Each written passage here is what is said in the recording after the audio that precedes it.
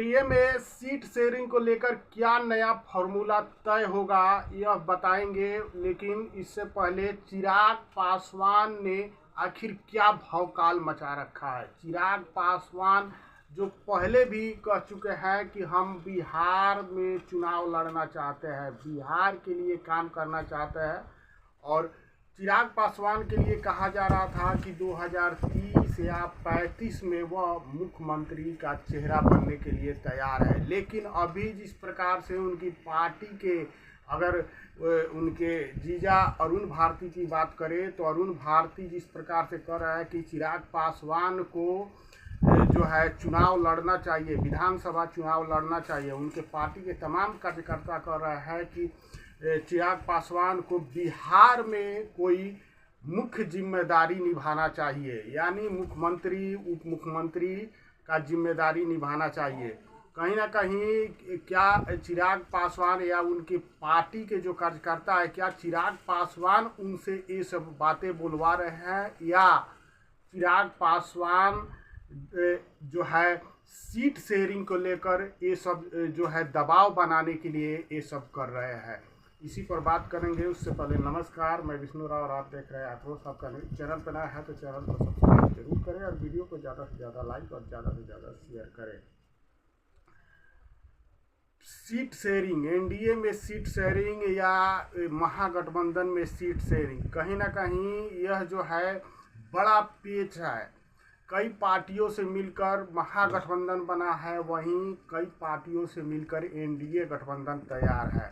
कई बार जो है मीटिंग हो चुका है, कई बार इस पर चर्चाएं हो चुकी है, लेकिन सीट शेयरिंग अभी तक क्लियर नहीं हुआ कि किस पार्टी को किसी भी गठबंधन में कितना सीट मिलेगा। इस पर अभी तक बात नहीं बन पाई है। महागठबंधन में देखा जाए तो मीटिंग पर मीटिंग हो रहा है, वहीं एनडीए में भी जो है मीटिंग हो रहा है। अमित शाह भी बिहार आए थे नीतीश कुमार से मिलने के लिए, बात करने के लिए। वहीं सीटों पर चर्चा हुई, एनडीए के तमाम घटक दल बैठे, लेकिन अगर देखा जाए तो क्लियर नहीं हुआ कि किसको कितना सीट मिलेगा। और इसी सीट के संदर्भ में देखा जाए तो चिराग पासवान दबाव बनाना चाहते हैं। चिराग पासवान के जो पार्टी के बड़े नेता है अरुण भारती, उनके जीजा भी है, और वह बोल रहे हैं कि चिराग पासवान को बिहार में जो है मुख्य भूमिका निभानी चाहिए, बिहार से चुनाव लड़ना चाहिए। वहीं उनके पार्टी के तमाम कार्यकर्ता दबाव बना रहे हैं, बातें बोल रहे हैं कि चिराग पासवान को बिहार का नेतृत्व करना चाहिए। इससे पहले चिराग पासवान भी कई बार बोल चुके हैं कि हम बिहार में काम करना चाहते हैं, बिहार के लिए जो हमारी तमाम जो नेतागिरी है वो सब बिहार के लिए है, हम बिहार को आगे बढ़ाना चाहते हैं। बिहार फर्स्ट, बिहारी फर्स्ट का नारा भी चिराग पासवान दे चुके हैं। लेकिन अभी जो ये बातें चल रही है, क्या यह चिराग पासवान मुख्यमंत्री या उप मुख्यमंत्री का चेहरा बनने के लिए ये सब कर रहा है, या सीटों के लिए कर रहे हैं, सीट शेयरिंग के लिए दबाव बना रहे हैं कि ज़्यादा से ज़्यादा सीटें मिले।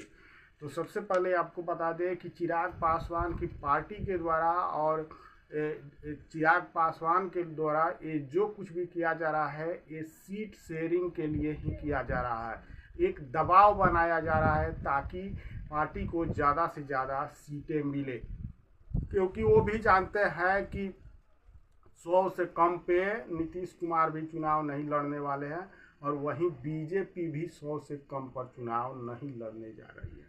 इसलिए चिराग पासवान दबाव बना रहे हैं कि ज़्यादा से ज़्यादा सीटें उनके हिस्से में आए। इससे पहले चिराग पासवान 40 सीटों पर दावा कर चुके हैं। वहीं जीतन राम मांझी जो इनके प्रतिद्वंदी कहे जाते हैं, चिराग पासवान जो करते हैं जीतन राम मांझी उसका उल्टा करते हैं। जीतन राम मांझी भी 40 सीटों पर दावा ठोक चुके हैं। तो अगर 40 और 40 80 सीटें अगर इन दोनों पार्टियों को दी जाती है तो 243 सीटों में जो है 80 सीटें अगर निकाल दिया जाए तो 163 सीटें बचती हैं। तो क्या जेडीयू और बीजेपी 100 से कम सीटों पर चुनाव लड़ेगी? जीतन राम मांझी को हो या उपेंद्र कुशवाहा को कितनी सीटें मिलेंगी। सबसे बड़ा सवाल है कि क्या 100 से कम पे बीजेपी और जेडीयू 100 से काफ़ी ज़्यादा 150 के आसपास सीटों पर लड़ने के लिए दावा ठोक रही है। तो क्या जेडीयू 100 से नीचे के सीटों पर लड़ने के लिए तैयार होगी। तो देखिए, सीटों का नया जो फॉर्मूला है एक तरह से कहा जाए तो आया है, उसमें कम से कम 100 सीट जो है जेडीयू अपने पाले में रखेगी और 100 सीट बीजेपी अपने पाले में रखेगी।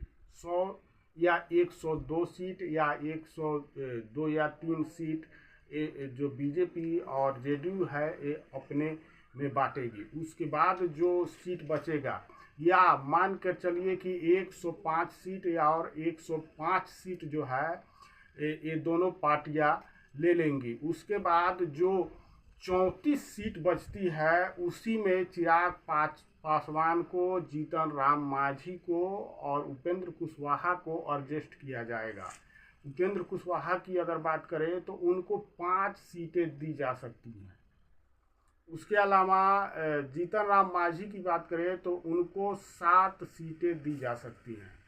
अब 7 और 5 यानी 12 सीटें जो है इन दोनों में बांटे जाएंगे। उसके बाद जो सीटें बचती है 20, 21 या 22, उनको जो है चिराग पासवान को सीटें दे दी जाएगी।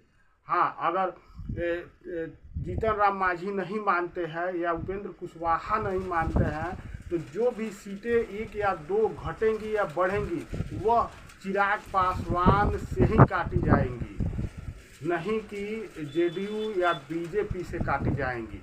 चिराग पासवान के ही हिस्से से काटकर जीतन राम मांझी और उपेंद्र कुशवाहा को मनाया जाएगा। हाँ, जो नई खबर मिल रही है कि चिराग पासवान को लेकर, वह नई खबर यह है कि चिराग पासवान एक उप मुख्यमंत्री का दावा कर रहे हैं कि एक उप मुख्यमंत्री, इस प्रकार से अभी दो बीजेपी के उप मुख्यमंत्री हैं, तो उसमें से अगर 2 उप मुख्यमंत्री बनते हैं तो उसमें से चिराग पासवान का दावा है कि एक उप मुख्यमंत्री जो है उनका होना चाहिए या मंत्रालय में उनको जो है ज़्यादा मंत्रालय मिलना चाहिए चिराग पासवान को। तो ये जो है कोई बड़ी बात नहीं है, बीजेपी और जेडीयू इनको मुख्यमंत्री का एक पद दे सकती है और चिराग पासवान कहीं ना कहीं इसके लिए तैयार भी होंगे, क्योंकि केंद्र में वो अभी मंत्री है और इसको गंवाना भी नहीं चाहेंगे। अभी नई पार्टी खड़ी हुई है चिराग पासवान की, जिस प्रकार से उनकी पार्टी ख़त्म हुई, जिस प्रकार से उनके चाचा पशुपति पारस उनकी पार्टी को लेकर चले गए, उस प्रकार से नई पार्टी है और बीजेपी के वजह से ही शायद 5 सांसद उनके जीत पाए हैं। ऐसे में चिराग पासवान कुछ ज़्यादा नहीं करने वाले हैं जिससे उनकी पार्टी को फिर से नुकसान पहुँचे या उनकी पार्टी टूट जाए।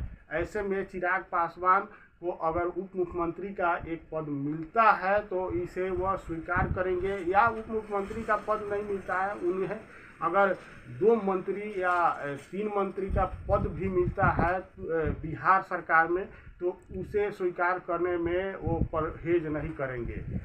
बाकी इस पर आपकी क्या राय है कमेंट करके ज़रूर बताइएगा और चैनल पर नया है तो चैनल को सब्सक्राइब जरूर कीजिएगा। जय हिंद, जय बिहार।